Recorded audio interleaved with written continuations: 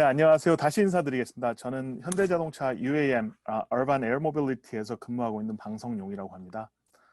지금 현재는 저는 이제 나르는 택시, 이제 항공 모빌리티 관련된 업무를 하고 있지만, 사실은 UAM은 그 전기 자동차에서 시작한 그 자동차 산업에 있어서 케이스라고 하는, 아까 그 약자로 이제 커넥티비티, 이제 autonomous, 그다음에 sharing, 그다음에 electrification이라고 있는데요.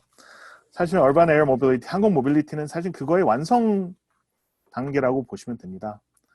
저는 2008년도서부터 테슬라에서 근무를 시작을 해가지고 현재까지 전기 자동차 관련된 업무를 한 10년 정도 하고 있어서 코트라에서 요청을 하셔서 전기 자동차의 전반적인 관점에 대해서 좀 특이한 점을 발표해 달라고 해서 제가 선택한 주제는 엔지니어 관점에서 바라보는 전기 자동차의 흥망 그리고 미래입니다. 자, 우선 아까 조 대표님께서 말씀하신 내용 중에 하나입니다. 칼 벤츠 얘기를 하셨죠. 이 부분에 있어서 저희가 어려서부터 보고 배운 게 칼 벤츠가 자동차를 가장 처음에 만들었다. 1885년도에 자동차를 만들었고 1886년도에 특허를 출원을 했고요. 저희들은 이 내용을 사실 처음 양산된 자동차라고 배웠는데요. 저 스테이트먼트 자체는 정확한 내용은 아닙니다. 이거를 엄밀히 따지면은 추가적으로 가장 처음 양산이 된 내연기관 자동차라는 스테이트먼트가 정확합니다. 그 이유가 왜 그러냐면 실질적인 진짜로 자동차를 만든 사람들은 칼 벤츠보다 한 4년, 5년 전에 그 프랑스랑 영국에서 트라이스 그 바퀴가 3개 달린 자동차를 이미 발표를 하고 양산했습니다. 발표를 했을 때 실질적으로 들어간 기술들 자체들도 지금 현재까지 쓰고 있는 기술들입니다. 지금 현재 제가 말한 것 중에 지먼스라고 하는 회사는 지금 현재까지도 전기자동차 모터들을 만들고 있고요. 지금 이 자동차에 사용된 납축전지는 지금까지도 현재 내연기관 자동차에도 쓰이고 있습니다. 그러면은 저희들이 왜 칼 벤츠가 만든 차를 처음으로 만들었을까 하면은 저희들이 지난 30년, 40, 60년 동안은 자동차라고 하면 내연기관 자동차였지 다른 것들이 없었어요. 그럼 이렇게 많이 전기 자동차가 먼저 개발이 되고 했을 때 보면은 1900년도 초만 하더라도 모든 기술, 성능, 자동차가 낼 수 있는 성능의 기록들도 전기 자동차가 모두 다 가지고 있었습니다. 지금 보이는 자동차는 1899년도에 그 벨기에에서 만든 자동차인데 사실 이 자동차로 해서 지상에서 최고 속도 그러고 100km, 그 시간당 100km 속도를 제일 처음에 달성을 했어요. 그러면은 기술도 먼저 나왔고 성능도 먼저 나왔다. 그러면은 시장에서 이때 이 시대의 시장을 본다고 하면은 1900년도 초에는 내연기관 자동차, 그러니까 가솔린 차죠. 가솔린 차가는 또 한 부분의 자동차였지. 그때 당시에는 스팀 자동차, 증기 자동차죠. 그리고 또 전기 자동차. 이 세 가지 정도의 자동차가 한 3분의 1 정도의 시장을 마켓 셰어를 가지고 있었습니다. 오른쪽에 보면 좀 특이한 부분인데 자동차의 광고를 여자가 옆에서 하고 있습니다. 그 이유가 왜냐면은 뒤에 내용이 나오는데 사실은 자동차라는 거가 지금 현재 저희가 자동차를 대하는 것과는 많이 달랐습니다. 그때는 자동차를 보유하고 있다는 것 자체가 굉장히 부자들이었고 자동차라는 것 자체를 가질 수가 없는 상황이 많았거든요. 그래서 1900년대 지금 제가 보여드리는 장표는 1900년대 초, 1900년도 10년도, 1920년도에 를 대표하는 미국 전기자동차 회사들입니다. 1910년도 때만 하더라도 100개 이상의 자동차 제조사들이 있었습니다. 미국에. 근데 그중에 3분의 1 이상이 전기자동차 제조업체였습니다. 그래서 지금 보이는 한 4가지, 5가지가 그 대표적인 미국에서 디트로이트라든지 뉴욕 쪽에서 자동차를 제조하고 판매하던 회사이고요. 가운데 있는 그 사진은 사실 에디슨, 저희가 아는 에디슨도 전기자동차 회사를 보유하고 있었어요. 두 번째 보이는 디트로이트 일렉트릭이라고 하는 회사가 에디슨이 실질적으로 주인이었던 회사입니다. 그럼 이렇게 많은 회사들이 왜 자동차의 산업을 참여를 했을까라고 보면은 그때 당시에 자동차라고 하는 거는 지금 현재와는 다릅니다. 현재는 자동차는 필수품이고 저희가 업무를 하고 회사를 다닐 때 필요한 제품인데 그때 당시만 하더라도 자동차는 굉장히 부자인 사람들의 럭셔리 프로덕트였습니다. 그거 이외에 자동차에 대해 관심을 많이 가졌던 사람이 여자들입니다. 지금 이 사진이 나온 것 중에 왼쪽이 카를 벤츠의 부인입니다. 사실 카를 벤츠가 자동차를 제일 처음에 만든 이유도 그 부인이 요청을 해서 전기 자동차를 만들었습니다. 실질적으로 여자들이 자동차를 타는 데 있어서 내연기관차를 꺼려했던 이유가 사실은 휘발유, 이제 주유를 하는 데 있어서 전기도 없을 손으로 펌프를 했어야 됐고요. 내연기관이 굉장히 시끄러워서 말이 끄는 그 홀스 캐리지랑 마차들하고 괜히 사회적으로 굉장히 문제가 많이 됐고요. 그리고 자동차 시동을 거는 데서 사실 지금처럼 키가 있었던 게 아니라 손으로 크랭킹을 해서 손으로 돌려서 엔진을 강제로 돌려서 시동을 걸었어야만 했고요. 오른쪽에 보이는 게 지금 사실은 굉장히 운전하기가 불편했습니다. 지금 오토매틱이라는 건 자체는 없었고 세 가지 트랜스미션을 가지고 전진, 후진, 그리고 제일 오른쪽에 보이는 게 왼쪽에 보이는 핸드패들이 가속계라고 생각하면 됩니다. 이거 이외에 냄새도 많이 나고 진동도 많이 나고 소음이 많이 나서 사실 내연기관 자동차가 그렇게 사람들이 선호하는 사양이 아니었습니다. 근데 그럼 갑자기 어떻게 저희가 이제 잘 알고 있는 1980년대, 90년대를 지나가면서 전기 자동차는 눈에도 볼 수도 없고 이제 증기 자동차도 볼 수 없었던 그런 이유는 왜 있었을까를 엔지니어가 보는 관점에서 좀 설명을 드리도록 하겠습니다. 첫 번째로 사실은 그 1910년도에 스타터 모터라는 게 디트로이트에서 발명이 됐습니다. 특허가 됐고요. 스타터 모터는 뭐였냐면 조그만 배터리를 가지고 버튼을 눌러서 시동을 걸 수가 있었습니다. 그렇게 됨으로써 이제 사람이 앞에서 시동을 걸 때 노동을 하지 않아도 되는 거죠. 그래서 쉽게 자동차 시동을 걸 수 있었고요. 그리고 두 번째는 사실 이그저스트입니다. 그 이그저스트라고 하는 건 머플러라고 부르죠. 이제 배기관이요. 자동차 엔진에서 나오는 소리를 이제 여러 가지 단계를 거쳐서 줄이는 거죠. 그게 나옴으로써 자동차가 획기적으로 조용해졌습니다. 그거와 동시에 기술적인 관점이라기보다는 이제 저희가 미국에서 말하는 오일 붐, 이제 텍사스 쪽에서 오일이 나오기 시작을 하면서 오일 가격이 이제 원유 가격이 절대적으로 떨어지고 그 다음에 1915년도에 포드가 모델 T를 만들면서 이제 양산 라인이라는 걸 적용을 하면서 자동차 가격이 거의 한 3분의 1, 40% 정도로 떨어지게 됩니다.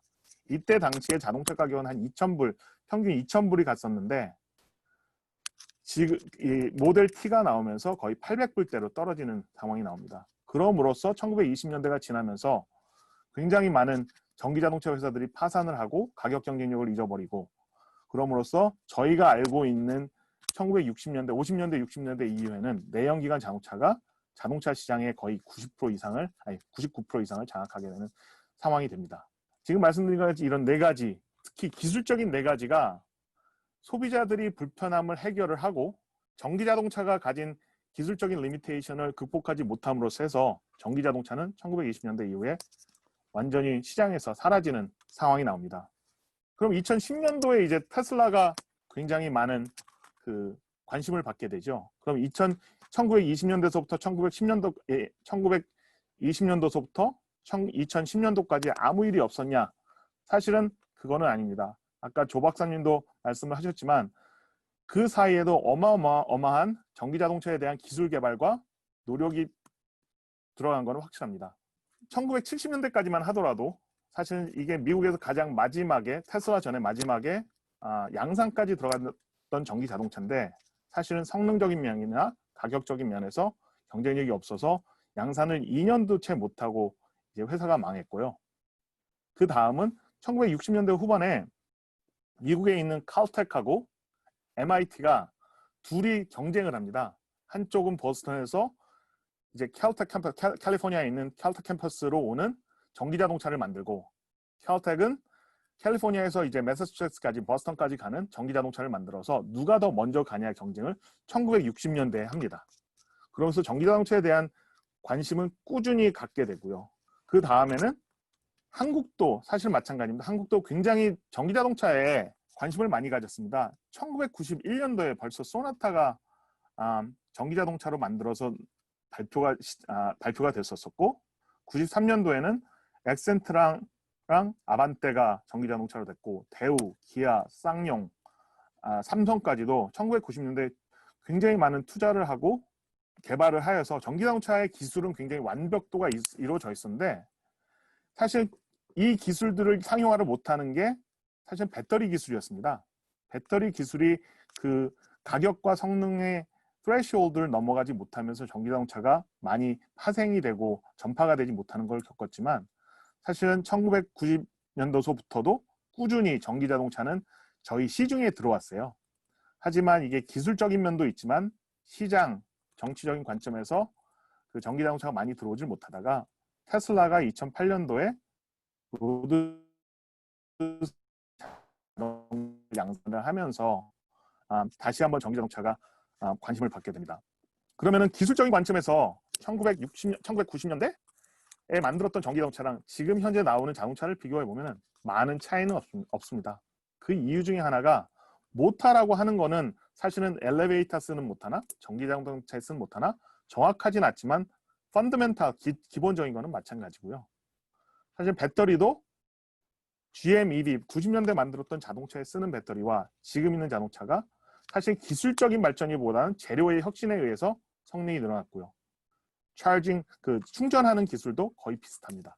그러면 아까 말씀드린 것처럼 배터리가 가장 중요한 역할을 했다라고 했는데, 지금 이 차트가 보여주는 거는 1700년대 중반에 배터리라는 게 처음 나오고 2010년도에 이제 리튬 전지까지 나왔을 때 되게 큰 마일스톤들이 있습니다. 1850년도에 납축 전지가 이제 나오고 1900년대 니켈 카디움 전지가 나오고 1990년도에 니켈 메탈 하이드라이드가 나오고 그다음에 1992년도에 리튬 전지가 처음 나오게 되는데요. 그거의 의미는 뭐냐면은 배터리가 가질 수 있는 에너지 용량이죠. 그러니까 에너지 덴시티라고 하는 에너지 밀도, 그 배터리가 똑같은 부피나 똑같은 무게에서 포함할 수 있는 에너지를 따지면은 이 네 가지의 배터리로서 의해서 기하급수적으로 올라가게 됩니다. 사실은 납축 전지, 니켈 카디움 배터리, 메탈 하이드 배터리는 되게 리니어하게 그 에너지 밀도가 발전을 하다가 1990년대 리튬 전지가 나오면서 사실은 여기서 기하급수적으로 에너지 밀도가 발전을 하게 됩니다. 그러면서 전기자동차가 가능해지는 상황이 됩니다. 실질적으로 없던 기술이 나와서가 아니라 재료의 혁신으로 인해서 전기자동차가 혁신이 된 게 아니라 사실은 재료에 의해서 이네이블러가 된 거죠. 전기자동차를 가능하게 한 기술이 바로 배터리입니다. 그런데 다음 장을 보시면은 사실 전기자동차에 대해서 굉장히 많은 사람들이 얘기를 합니다. 전기자동차는 좀 만들기가 쉽다, 내연기관 대비. 사람들이 말할 때 배터리를 가지고 자동차를 그냥 얹어서 모터를 추가하면 전기자동차가 된다. 그리고 두 번째는 전기자동차는 엔진이 없기 때문에 냉각을 하지 않아도 되고 더 쉽게 이제 냉각을 할 수가 있다. 그리고 세 번째는 그 브레이크 같은 것들이 가장 그 모터를 쓰기 때문에 단순하다는 생각을 해서 여러 가지의 기술적인 관점에서 봤을 때 사람들이 전기자동차 만들기 쉽다고 합니다. 마지막으로 이제 이러한 엔지니어링 관점에서 봤을 때 전기자동차의 산업에 진출하는데 베리어가 낮고 그렇기 때문에 많은 전기자동차 회사들이 생기고 있다라고 말을 하는데, 사실 이 세 가지가 굉장히 잘못된 내용입니다. 우선 배터리가 대부분의 자동차가 배터리를 갖다가 자동차 차체에 넣기 때문에 자동차 차체의 설계가 처음부터 다시 이루어져야 됩니다. 사실은 측면 충돌이라든지 안전성 면에서 자동차의 플랫폼, 자동차 아키텍처 자체가 처음부터 다시 개발이 돼야 되고요. 그리고 또 다른 한 가지는 엔진이 없기 때문에 냉각을 안 해줘야 된다. 사실 그런 퍼셉션 때문에 사실 전기자동차를 만드는 회사들이 굉장히 많은 일을 합니다. 냉각 구멍이라든지 그런 구멍을 굉장히 조그맣게 줄이는데, 사실은 자동차를 냉각을 하는 데 있어서 엔진같이 높은 온도를 가지고 있는데 그거를 식혀주기는 쉽습니다. 그런데 배터리라든지 모터라든지 인버터들은 작동하는 온도가 그렇게 높지가 않습니다. 그럼 온도가 높지 않은데 저희 그 자동차에서 어떤 냉각을 할 수 있는 거는 외부 공기거든요. 외부 공기는 사실은 40에서 50도 정도 사이인데 굉장히 비슷한 온도를 가진 배터리라든지 모터라든지 인버터를 냉각을 하려고 그러면은 굉장히 많은 바람을 양으로서 더 많은 바람을 사용해야 됩니다. 그렇기 때문에 사실은 단순하게 자동차에 들어가는 라지에타, 레디에이터라고 부르죠. 레디에이터라고 하는 한 가지만으로 되지가 않고 전기 자동차에는 사실은 여러 가지의 냉각 디바이스가 들어갑니다.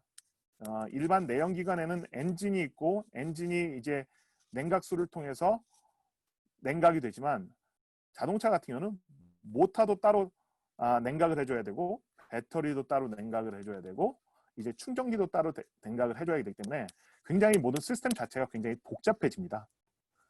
그리고 마지막으로 사실 브레이크 같은 경우도 굉장히 많습니다.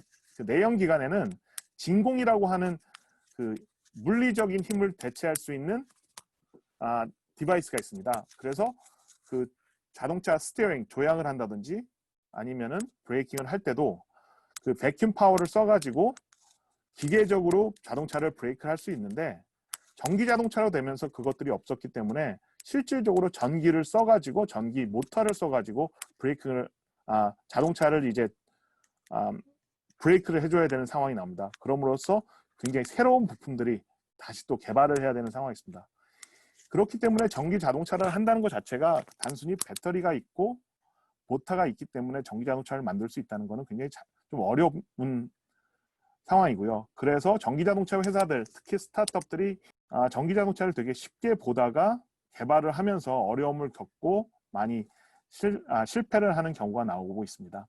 자, 그러면은 이 상황에서 어떻게 테슬라는 성공을 했을까를 좀 생각을 해보면은 테슬라가 실질적으로 다른 경쟁사들보다 훨씬 더 잘하냐?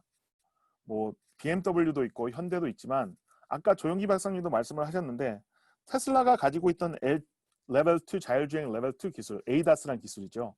다른 OEM들도 다 가지고 있었습니다.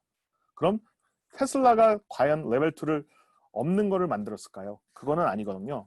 전기자동차도 마찬가지입니다. 사실은 전기자동차의 지금 모델 S와 특히 포르쉐에서 새로 나온 타이칸이라는 제품을 비교하다 보면은 사실 테슬라 모델 S가 성능이 훨씬 좋은 게 다는 것을 표로서도 느낄 수 있습니다. 특히 주행거리 관련이죠. 테슬라 모델 S 같은 경우는 거의 350, 지금 400마일까지도 나오지만 타이칸, 포르쉐에서 나온 거는 거의 250마일밖에 못 가거든요. 그 이유가 과연 어떤 기술의 혁신이냐 아니면은 남들이 안 하려고 하는 리스크 테이킹을 하는 거냐 라는 관점에서 보면은 사실은 기술이 앞서 있는 것도 있지만 적지 않은 부분이 리스크 테이킹입니다. 저 오른쪽에 나와 있는 게 한 올해 1월 달에 이 워싱턴 포스트라고 하는 미국 신문에서 쓴 기사인데요. 이 내용을 보시면은 테슬라의 배터리 케미스트리, 그 화학 구조라든지 테슬라의 생산 기술이 좀 어느 정도 다른 거를 얘기를 하지만 결론은 사실 전략적으로 어떤 리스크 테이킹을 하는 그 부분이 있어서 테슬라가 경쟁사보다 훨씬 더 좋은 성능을 고객한테 제공할 수 있다는 게 결론이 나옵니다. 그럼 그거를 잠시만 그 엔지니어링 관점에서 더 설명을 드리겠습니다. 자, 왼쪽에 있는 그림은 뭐냐면은 배터리의 사용 용량을 봤을 때 배터리가 완전히 100% 완충이 되고 0%까지 방전이 되는 상황은 아닙니다. 배터리는 항상 유저블한 그 state of charge, 그 사용 구간이 있습니다.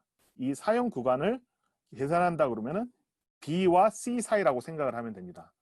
0%에서 100%의 그 사용 구간은 이론적으로 이제 배터리를 하지만 실질적으로 모든 자동차 회사들은 그 100%에서 0%를 쓰지 않고 한 4%에서 95%, 3%에서 97% 정도를 씁니다. 근데 오른쪽에 나와 있는 차트를 보시면은 테슬라는 2%에서 97%를 씁니다. 그게 무슨 말이냐면은 웬만한 자동차 OEM들이 안전을 위해서 자동차 내구성을 위해서 3%에서 5% 가장 낮았을 때 많을 때는 93%에서 96% 정도를 쓴데 테슬라는 1, 2%를 더 쓰는 거죠. 근데 그걸 더 쓸 수 있다는 게 아무 데이터가 없이 아무 근거가 없이 쓰는 건 아닙니다. 테슬라는 시장 진입을 먼저 했고 더 많은 데이터를 축적이 되어 있기 때문에 이 좀 더 안전하게 리스크 테이킹은 하지만 좀 더 안전하게 그 사용을 하면서 고객한테 더 많은 주행 거리를 제공할 수 있는 상황까지 나오는 겁니다. 그래서 아까 제가 조영기 박사님이 말씀하셨을 때 똑같은 내용이 사실은 자율주행에도 반복이 됩니다. 저희가 과거에 가져 있던 데이터를 축적으로 해서 그 기반으로 미래를 그려 나가는 거지, 실질적으로 자율주행도 그렇고 전기자동차도 그렇고 없던 거를 저희가 발명해서 새로 만들어서 하는 것보다는 실질적으로 과거에 1950년대, 60년대, 70년대에 쌓아온 누적된 데이터를 가지고 저희가 가능하게 하는 이네이블러들을 활용을 해서 실질적으로 새 시장을 구축하는 게 전기자동차가 하는 역할이고, 지금 현재 전기자동차의 현상이고 미래일 것 같습니다. 마지막으로 좀 재밌는 장표를 보여드릴 텐데요. 똑같은 내용으로 과거가 사실 리피트 된다고 하는 게, 지금 보여드린 이 만화는 1960년대 그 한국에 있는 만화가가 그린 그림입니다.